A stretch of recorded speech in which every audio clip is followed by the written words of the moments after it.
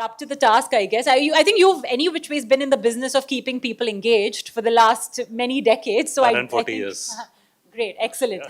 Um, I want to first get your thoughts on connected TV. When the first time that you heard this term, I think for the most of us, ad tech has thrown in so many new terms in the last decade or so that connected TV was yet another. So I want to know from you, what was your honest reaction? Did you think that, oh, okay, here we go, another digital channel, or did you think that there's something different that caught your attention? So, we've been tracking this for a while. In fact, there were very strong signals from 2018-19 onwards when we saw that all the TV sets which are getting bought in this country, the one is that average size of TV sets are getting bigger and bigger, right? It was like from 32 inches to 42, 43 inches to 55 inches. Uh, all the new TV sets which are getting purchased in the country, almost 10 to 15 million a year, they were all internet ready TV. But the internet wasn't there. The internet signals were not so strong. Gradually, uh, thanks to Geo, we had good signals coming to us, our homes. Then the COVID happened. 2020 COVID happened, and a lot of things changed over there. People habits quickly changed, and people started consuming a lot more content on their uh, TV through internet, which was a significant change. But there was still not very clear way of targeting these people at that point of time, because most of these OTT platforms, they were not open for advertising, so to say. So so once saw that there was other platforms which were ready to do that. One was Google, which was where we could target them through their own DSPs. Plus, there were like many more uh, players which were ready to do it. Then you saw that suddenly once one number somebody threw that 10 million connections. But I always told myself, and I've been telling everybody and to this audience as well, that CTV is not. I mean, you should not look at CTV as one another animal. It's ultimately what's going to happen is that all TV sets in this country are going to become able TVs. At least television sets which have ability to receive internet signals, and 100% households will convert to connected TV. So that's the journey has been, and that's how I see the way forward. And then that's one side of the business. The other side is that there are TV households, the linear TV households we call it now. It used to be just TV earlier. Those TV households were roughly about 120 million households. They've been going down drastically. The number of people who subscribe to say a Hindi channel, they have been going down, and that this loss has been on the cost of CTV. That's a very significant moment. So today there are three large buckets where you can target, or rather four large buckets. One bucket where you have pay TV households. Second is free to air households, which is another 55 million chunk. Third is obviously CTV, which is the numbers keep changing every day. Somebody says 40 million, 50 million, 60, 75. I've even heard 100 million. But yeah, let's settle at say 60 million. Na tera na mera. 60, 65 million. So it's like there's three significant buckets. Fourth is again South. South is very significant for television because television does very well, 90% penetration of TV. It's still TV first market. Then two states in the corner, West Bengal and Maharashtra, they again are very strong TV markets. Then Odisha and Punjab. So eight isolatable markets with strong TV. Hindi heartland, very scattered and losing, losing pay TV households very quickly in favor of CTV. So that's been our journey. So it didn't come as a surprise to me. We were looking at CTV very closely, and ultimately all the households are going to convert to CTV one day. So not all surprising. Okay. I mean, as an FMCG brand that's been around for so many decades, the usual route to marketing is through your traditional TV. So, of course, taking your entire team along and changing that mindset that, listen, this is the new reality and this is how you approach your audience is also a journey that I'm sure you've had to go through. So, I want to understand, how was that journey for you? So, we make products and we want people to see our ads and ultimately go and buy it. How do you do it? Is basically you choose some medium to communicate to the consumers. And at one point of time when there was no TV, imagine, there was no TV and there was just radio perhaps and wall painting. So we used to communicate to people through that medium. That was till 1982. TVs came to India in 1982 in a large way. Thereafter, we were the first mover on television as an advertiser. Same thing happened when satellite television came to India. That was 1992 when ZTV launched the Hindi channel on 2nd October 1992. That was a significant game changer. And then gradually, when uh, Web 2 came in to being, that is mid 2000s, and thereafter into when you started watching OTTs and other platforms on television. So we have always been first mover in every field, right? So like when say Amazon started with advertising, they started ad supported uh, this thing OTT. We were the first ones to sponsor Panchayat, and we were there. So, we go to the formats wherever we can find consumers easily. We were one of the first ones to start using influencers in a big way. Earlier influencers were for film stars, big film stars. Nowadays everybody's an influencer today. I'm sure you are as well, right? No, no, But not yet.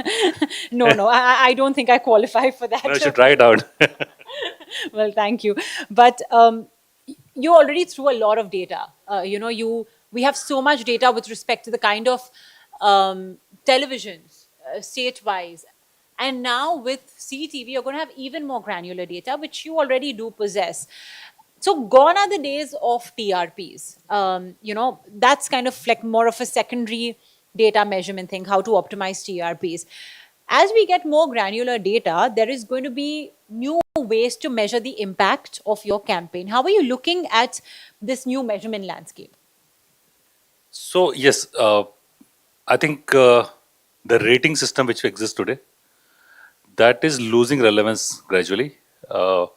And I think people who make noise about ratings today are the ones who are not getting benefited out of it. The moment they start monetizing their content through YouTube and through other platforms, they will stop talking about it. And that has happened already. Last 1 year, that's what has happened. A lot of channels used to say, "Hamari rating nahi aati hai," because we are not well represented. But the moment they started making money on YouTube and through other platforms, through the fast format, which is uh, the format which exists, the channels on say CTV ecosystem. The moment they started doing that, they no longer complain. I think as the number of complaints go down, then uh,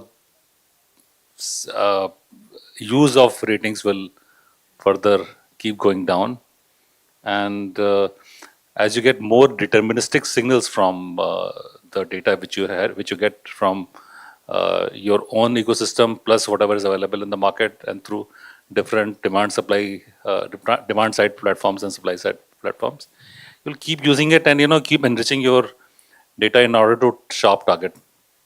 That's one end of spectrum. Other spectrum is that you still will need to do a very top of the funnel advertising, and gradually what we are seeing is that CTV is one go-to place for the top of the funnel as well, apart from other formats because of the sheer numbers now. Since the numbers are like 60 million or something, obviously you can't ignore them. So you have to use them for top of the funnel. So it's addressing one problem after the other. First was number. Nobody believed that numbers are so high, but seeing is believing. You be there on CTV and then you see the results. Uh, then secondly, another part is OEM based advertising that also gives you a subset of that. So Yeah, I think there are like all shapes and sizes of solutions available, which did not exist on television at one point in time. Like what I'm coming to is that ratings, no ratings, it does not matter. What matters nowadays is that reaching out to audiences in the most effective manner, and ultimately the only measurement is sales. धंधा कितना हुआ, कितने पैसे मेरे जेब में आए. That's what matters. So basically, you're telling me that when you have to decide the effectiveness or the impact of your campaign, do you directly look at Dabur's top line? I mean, what would be the metrics you would look at to check whether a campaign is successful? I spent a lot of time in advertising and then a lot of time in this company. The only thing which matters is that you should get sales. That's it, nothing else. And when you advertise and you keep advertising continuously, you do see the needle moving versus not doing anything about it, not advertising. And even in the funnel based, I was just telling Ritu about it that, the brands which do top of the funnel advertising, they get picked up much quicker at the bottom of the funnel because somebody's seen the ad and you can make a correlation and the brand is there in your head. So both ways works, but thing is that one has to look at different solution for different brands, different categories, depending on what you're selling. What about creativity? Because what worked in your linear TVs may not necessarily work, on social media. Similarly for CTV. So, do you have to get creative? Do you have to consider interactivity, personalization? Because now you have all of this data. So, do you consider all of that when you're thinking of content for CTV? Some brands, yes, of course, you have to look at it, and there are a lot of call to action campaigns which one can do on on CTV, and you can even use QR code just like Alband, and you can do call to action. But for our brands, it does not work so well, because uh, we still want to tell a story and want to do more penetration-led advertising and try to reach out to more and more people. But the brands which use call to action and something in which you want to see a quick result, yes. And I think it's measurable more for the brands which are not advertised at all. So that we have seen that brands which are never advertised and you do some activity on these platforms, you see attraction very quickly. I think the fact that you're starting from zero, basically, so you would be able Yeah, to somebody see. starting from zero, certainly if you do something, you see results very quickly. Okay. I don't know how many of y'all remember about a few years ago, there was this tweet from Sonu Sood speaking about purity of honey. And I think that's something, that campaign that y'all did really struck a chord with me in many ways, because that was taking influencer engagement to another level. Um, so you leverage that campaign and that platform very well. I want to know how different would your CTV creative be for TV, and what do you think are those advantages that CTV offers that TV does not? So first of all, on the Sonu Sood campaign, this came from our social listening. So we use social listening a lot for the brands, and we got questioned on the sourcing part of it. And we source honey from different parts of the country. There's one Sundarban honey. There's one honey which comes from Alwar region. There's one honey which comes from MP Maharashtra region, and some from South. So different parts of the country we source it, and since we learnt about it, we worked along with Sonu Sood, and that's the whole story. And we kind of put that to rest. And thereafter, we made several films which involved regional sourcing-led campaigns. But that's something which is primarily this kind of thing can't work on CTV, right? CTV, I still think that CTV will small format of ads will work much better because this audience is still slightly more premium than say other sets of audiences, and a break in which you have more than one ad or two ads, it becomes futile exercise, and then you probably move to some other content or something like that. So shorter ads and with a capped frequency, that kind of a format will work. Not like 2-minute ads. I don't think that will work on CTV. And not something that just goes on indefinitely. Yeah. Okay. Yeah. I want to talk about budgets. I know when I asked this audience about budget allocation for CTV, they were very coy. No finance department people over here, don't worry. But let's talk about allocation because, of course, you do have a finite marketing budget and multiple channels competing for attention. So, how do you decide what percentage is allocated to CTV versus traditional TV? Any decision-making framework that you have set? So, our agency uses a platform called a Scenario Planner. What they do is that they build a reach through television, and then they top it up with, say, other formats. So, and that's how the allocation of budget also happens. But what still happens is that a lot of people still want to do more TV versus more online video. But that's changing because the moment you start making plans where the base is CTV, then everything else will change. The only thing will be the frequency. What the frequency you see on television, frequency of 3 on television is not equal to frequency of 3 on say online video. So you have to find Find the different kind of a balance, matrices or yeah. different kind of mathematics which may work for you. But yeah, so that's the way forward. So how do you measure that then? Because I mean, see, it's a delicate balance, right? You have to find that incremental reach that you're getting with such targeted ads, that CTV as a platform does provide you. But at the same time, it may cost you a bit more per a few impressions. So Yeah, how of do you course, manage? of course. See, I'll tell you. I'll give you another example. Let me explain this to you in a different way. Like there was a time when you wanted to reach a frequency of 3+ in UP for brands. It used to saturate at 20, right? If you want to take it from 20 to 25, 30, it was very difficult. It was very expensive. Uh, with this tool and with this way of working, going from 20 to 30 to 40 or even 50 is incrementally not as expensive as television. So I would say that it's not expensive in short. Yeah. The other peculiarity that's around India is the fact that, of course, we are diverse. There are multiple languages, multiple socio-economic classes. So, does this complexity make CTV more attractive because of these targeting capabilities that the platform offers you? Yes, of course. Ad versioning and hyper personalization at scale. These kind of things are possible, and there's enough data available to target. So yes. Okay, let's talk about, let's say, 2030 or 2035, and you're sort of reviewing Dabur's marketing budget allocation or marketing mix. What role is CTV playing? Is it complementing your traditional TV, or has it become the primary source of marketing? So 2030, 35, I would have definitely retired by then. And so I wouldn't really care. That's one. But If you were a consultant. you won't be looking at CTV as CTV. They won't be as CTV then. Just like nobody talks about these losers called cord cutters, cord nevers, cord whatevers.